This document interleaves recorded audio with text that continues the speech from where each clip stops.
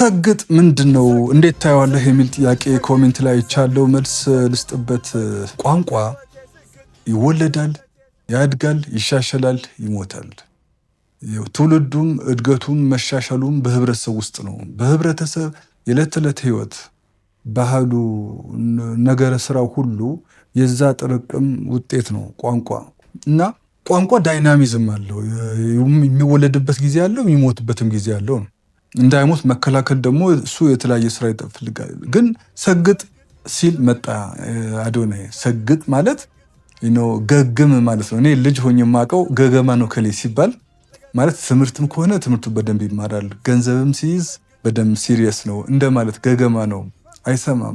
አሁን ደግሞ አይሰማም እንደምትሉት አይነት እና ሰግጥ የሚለውን ሲሪየስሊ ስራ ላይ አተኩር ብሎ ዲፋይን አድርጎልናል። እና ከዛም በኋላ ከሰራህ ፌመስ ትሆናለህ። ፌመስ ማለት ጉድዊል አለህ ማለት ነው። ጉድዊል አን አሴት ባይ ሰልፍ ኢንታንጂብል አሴት ነው። እና ለምርትና አገልግሎትህ ገበያ እንዲያገኝ መልካም በር ይከፍታል። በሮች እንኳኳሉ፣ ታንኳኳለህ፣ ይከፈትልሃል።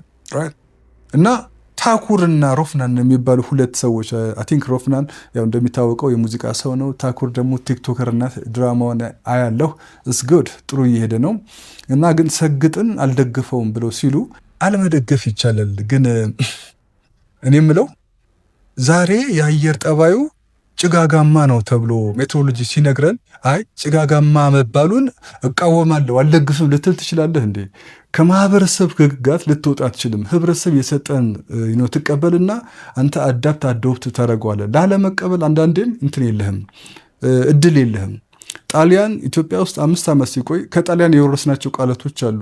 በረንዳ፣ አሁን ቴራስ ነው የሚባለው፣ በረንዳ፣ ባልዲ ወዘተርፈ ከጣሊያን ነጮቹ የወሰድናቸው ናቸው እና ስንገለገልባቸው ነበር ነው። እና አሁን ለታኩርና ለሮፍናን ያለኝ ምላሽ ምንድን ነው?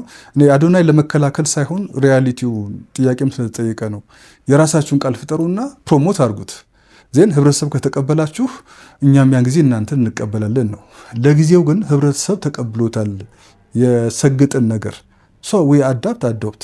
ስትቃወም የተቃወምክበትን ምክንያት ማስረዳት አለብህ። ራሽናሉን ማስረዳት አለብህ። እንዲሁ በጨበጣ በደምሳሳው አልደግፍም ብለህ ስትል ጥላቻ፣ ኢንፌሪዮሪቲ፣ ተበለጥኩ ወዘተርፈ ሌሎች ኤቪል ካራክተርስ ዲሞንስትሬት የምታደርግበት እድል እንዳለ እና ለትዝብት ውስጥ ትጋለጣለህ። ህብረተሰብ የሚሰጥህን ነገር አልቀበልም ብለህ ስትል ያንተ ነገር ለገበያ ቢቀርብ እንኳ ገዢ ላይኖረው ይችላል።